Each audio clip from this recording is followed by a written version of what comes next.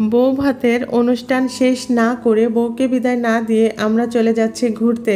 কোথায় যাচ্ছি সেটাই আজকে আপনাদের সাথে শেয়ার করব। অনেক সুন্দর একটি ভিডিও, আশা করছি আপনাদের ভালো লাগবে। সম্পূর্ণ ভিডিওটি দেখবেন। আসসালামু আলাইকুম সবাইকে, কেমন আছেন সবাই? দূরে কাছে যে যেখানে বসে আজকের ভিডিওটি দেখছেন, আশা করছি সবাই অনেক ভালো আছেন, সুস্থ আছেন। আমরা আলহামদুলিল্লাহ ভালো আছি।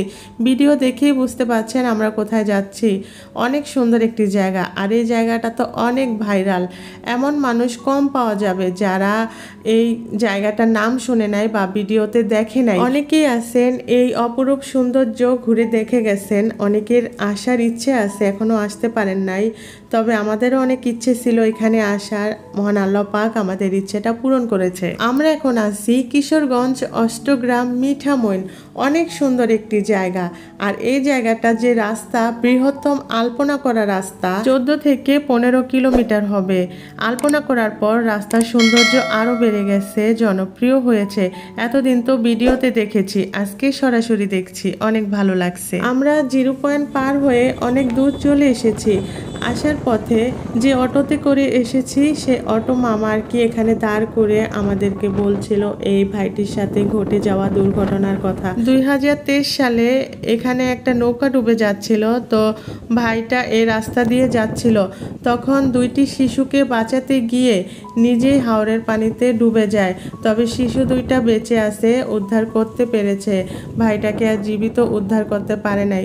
তো এখনো কি আমাদের সমাজে এরকম মানুষ আছে অন্যের জন্য, অপরিচিত মানুষের জন্য নিজের জীবন দিয়ে দেয়? পৃথিবীতে এখনো ভালো মানুষ আছে বলেই পৃথিবীটা এখনো টিকে আছে। তো মানুষ কিন্তু ধর্মে নয়, কর্মে পরিচয়। এই ভাইটা মরে যাওয়ার পরও কিন্তু তার এই কর্মটা সারা জীবন বেঁচে থাকবে। এখানে যত মানুষ আসবে এই লেখাটা পড়বে আর ভাইটাকে দোয়া করবে। তো মহান আল্লাহ পাকের কাছে এই দোয়া করি, মহান আল্লাহ পাক যেন ভাইটাকে জান্নাতবাসী করেন। আপনারা সবাই ভাইটার জন্য দোয়া করবেন। আমরা আর কোথাও দাঁড়াই নাই, এখন আমরা চলে যাচ্ছি মাননীয় রাষ্ট্রপতির বাড়িতে। তো অটো মামা বলল যে আগে আমাদেরকে ওনার বাড়ি ঘুরাবে, তারপরে অন্যান্য জায়গায় নিয়ে যাবে। আমাদের সময় কম ছিল, আমরা যেহেতু দুপুরের পর বের হয়েছি, বিকেল হয়ে গেছে। সন্ধ্যা হয়ে গেলে কিন্তু দেখার মতো তেমন কিছুই থাকবে না, চারিদিক অন্ধকার হয়ে যাবে। তো আমরা এখন আছি আমাদের প্রাক্তন রাষ্ট্রপতি আব্দুল হামিদের বাড়িতে। এটা হচ্ছে ওনার বাড়ির সামনের দিকে। তো অনেক সুন্দর একটি মসজিদ আছে, অনেকে এসেছেন, এসে দেখেছেন। তো আমি জানি না আপনাদেরকে কতটুক বোঝাতে পেরেছি, দেখাতে পেরেছি। তো আমি সব সময় চেষ্টা করি আপনাদেরকে ভালো ভিডিও উপহার দেওয়ার জন্য। আমি যখন একটা ভিডিও আপলোড দেই, আমি কখনোই ভাবি না অনেক অনেক ভিউ হবে, ভাইরাল হবে।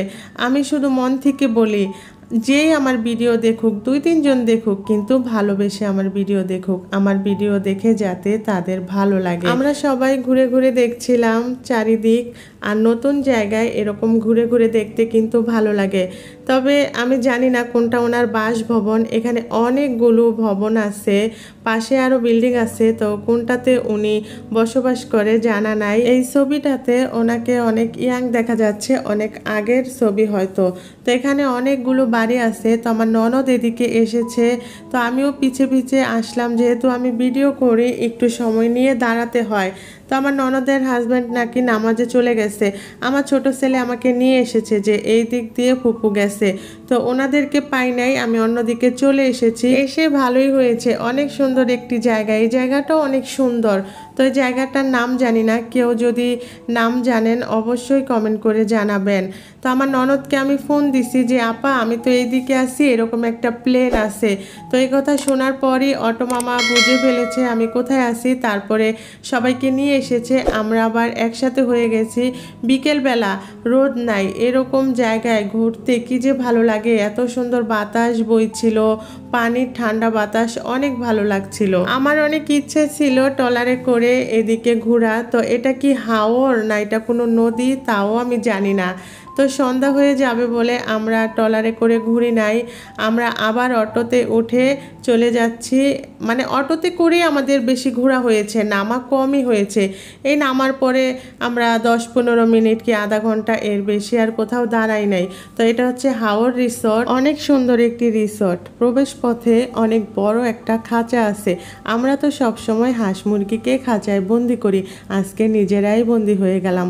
জানি না ক্যামেরাতে কত বড় দেখা যাচ্ছে, অনেক বড় কিন্তু খাঁচাটা। আমরা অনেকক্ষণ দাঁড়িয়েছিলাম, অনেক ভালো লাগছিল। আমাদের রিসোর্টের ভিতরে যাওয়া হয় নাই, সামনের দিকটাই ঘুরে দেখা হয়েছে। অনেকেই 2-3 দিনের জন্য ঘুরতে আসেন, তাদের জন্য থাকা খাওয়ার সুব্যবস্থা আছে। পাশে আরও কয়েকটা রিসোর্ট আছে, হোটেল আছে। আসলে রিসোর্টটা অনেক সুন্দর, মনোরম পরিবেশ, পরিষ্কার পরিচ্ছন্ন, অনেক ভালো লাগছিল। আমাদের তো থাকার জায়গা আছে, এজন্য আমরা ঘুরে দেখে গেলাম। এখনও যারা বসে ভিডিওটি দেখছেন একটি লাইক দিতে ভুলে গেছেন, প্লিজ একটা লাইক দিয়ে দিবেন। আপনার একটি লাইক আমার এই ভিডিওটি পৌঁছে দিতে সাহায্য করবে আপনার মতো আরও অনেকের কাছে।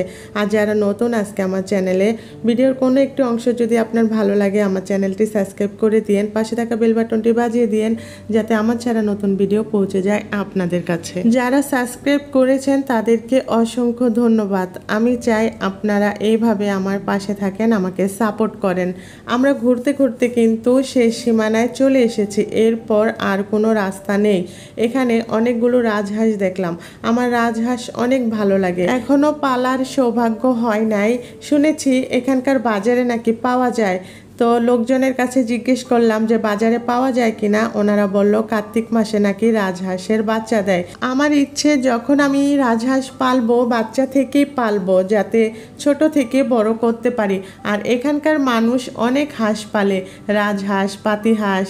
তো আমরা অনেকক্ষণ ঘুরে এখন গাড়িতে উঠে যাব, আমরা চলে যাব মিঠামইনের সেই রাস্তাতে। আপনাকে ভালোবাসার জন্য, আপনার মনের ছোট ছোট ইচ্ছেগুলো পূরণ করার জন্য অনেক মানুষের দরকার হয় না, যদি আপনার মনের ইচ্ছেগুলো পূরণ করার একজন মানুষ থাকে।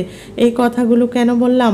আমার ছেলের অনেক ইচ্ছে ছিল সে মিঠামইনে ঘুরতে আসবে, আমার হয়তো কখনো সম্ভব হতো না ওকে নিয়ে যাওয়ার, তবে ওর ইচ্ছে পূরণ করেছে ওর ফুপা আর ফুপু। ওদের ফুপু চেষ্টা করে সাধ্যের মধ্যে তার ভাতিজাদের সব ইচ্ছে পূরণ করার, আর ওর ফুপা যদি সাপোর্ট না করতো কখনোই কিন্তু সম্ভব হতো না। আমরা অনেকক্ষণ এখানে দাঁড়িয়েছিলাম, মনে অন্যরকম এক শান্তি অনুভব হচ্ছে।